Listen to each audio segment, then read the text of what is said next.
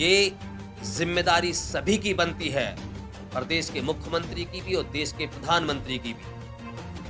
आपने किस तरीके का देश इस देश को बनाया, 2024 में ये इसका हश्र आपको देखने को जरूर मिलेगा।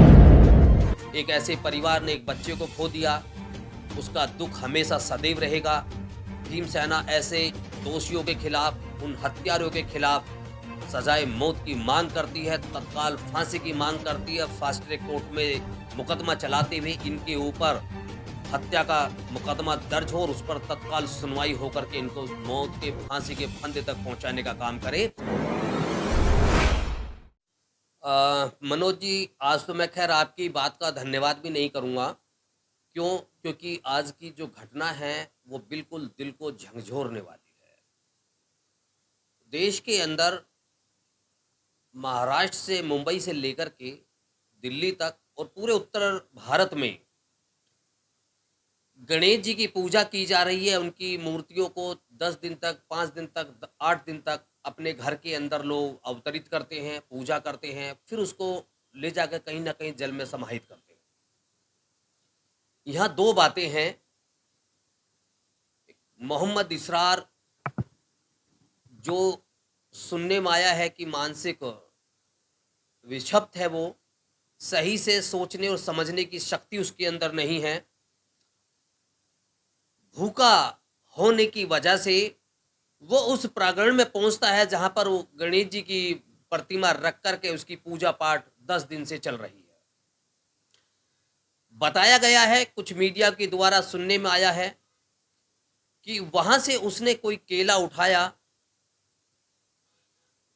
और उस केले को उसने खा लिया। बस यही उसका जुर्म था और इस जुर्म की उसको सजा मिली है मौत, जो देश को झंझोरने वाली है, मानवता को शर्मसार करती है। ये हत्या कोई आज पहली बार नहीं हुई है।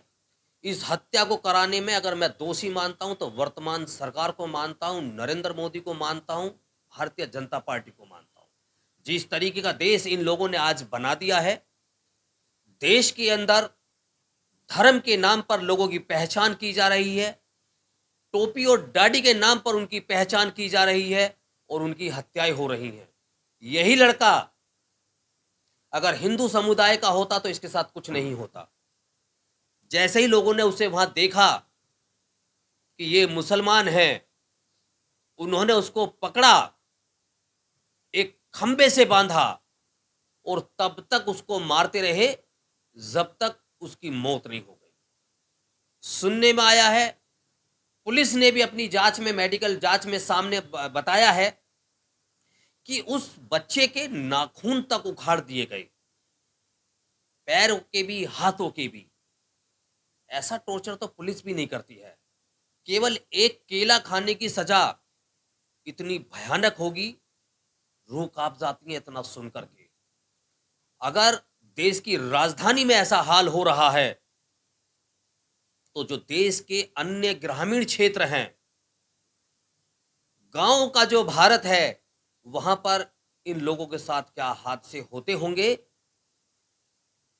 सुन करके भी आत्माएं इतनी शर्मिंदगी उठाती हैं कि हम कैसे देश में आ गए, हम कैसे भारत में आ गए।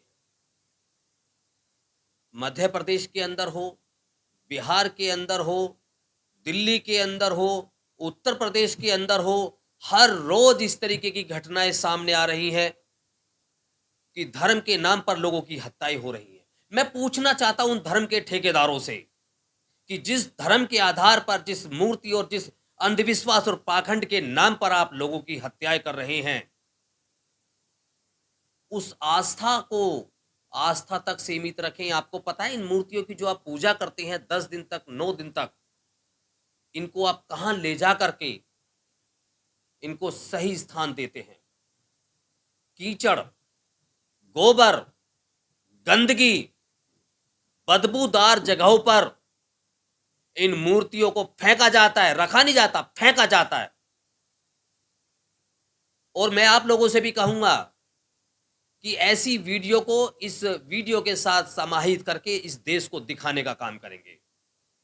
कि इन मूर्तियों का होता क्या है। जिस पत्थर को आप खरीद करके लेकर के आते हैं अपने घर में, उस पत्थर को बनाने वाला भी यही वर्ग होता है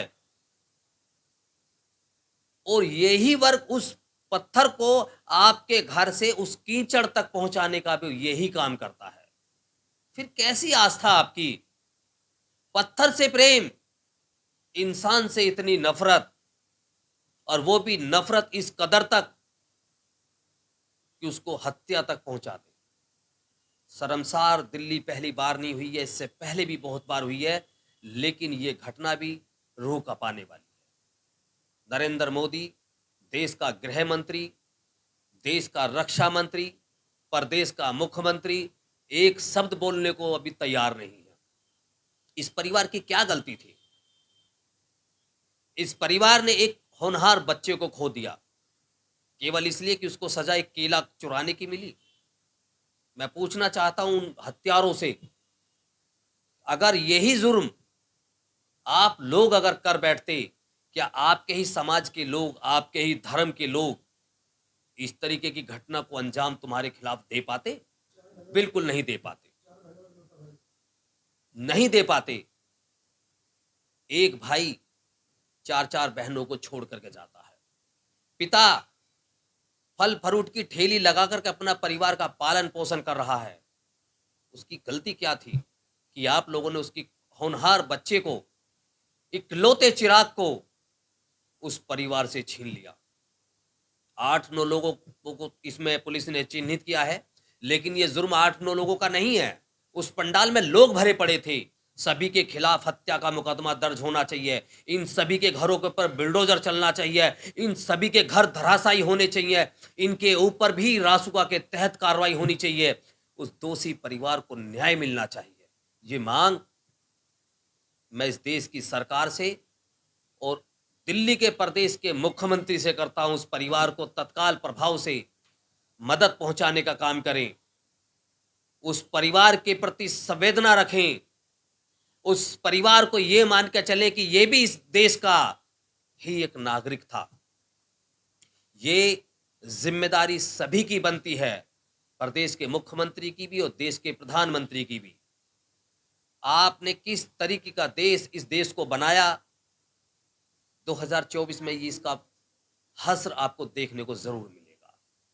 मैं ज्यादा ना कहते हुए इस पीड़ित परिवार के प्रति अपनी और पूरी भीम सेना टीम की संवेदना प्रकट करता हूं।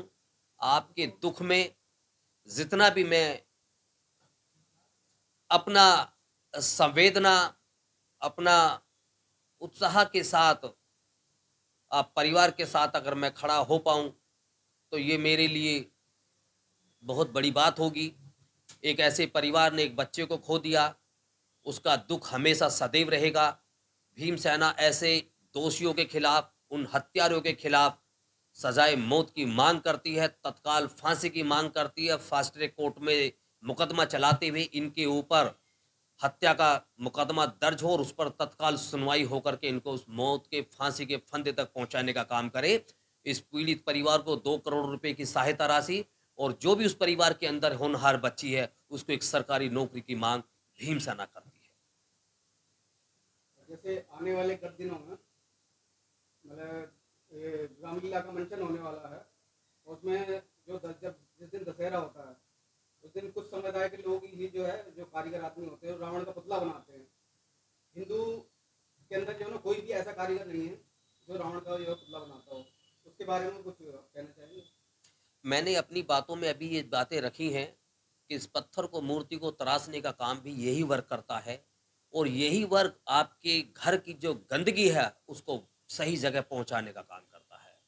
यही लोग आगे चल करके कारीगर बने हैं। यही लोग, अरे जिसके लिए आप आस्था अपने मन में रख रहे हैं, उस आस्था को अवतरित करने का काम, उस पत्थर को मूर्ति में आकार देने का काम, उस कागज पर उस पिक्चर को बनाने का काम, यही देश का SC ST OBC और माइनॉरिटी और मुस्लिम समाज करता आया है। उसी के प्रति आप लोगों से ऐसे हीन भावना, ये बिल्कुल बर्दाश्त के बाहर है।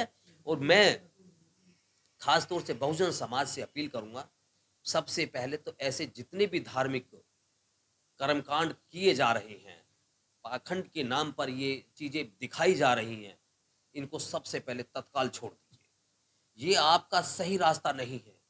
ये आपको अंधकार की तरफ लेके जा रहे हैं। आपको विज्ञान को अपनाना है। विज्ञान आपको उजाले की तरफ लेके जाती है। अपने बच्चों को शिक्षित बनाने का काम करिए।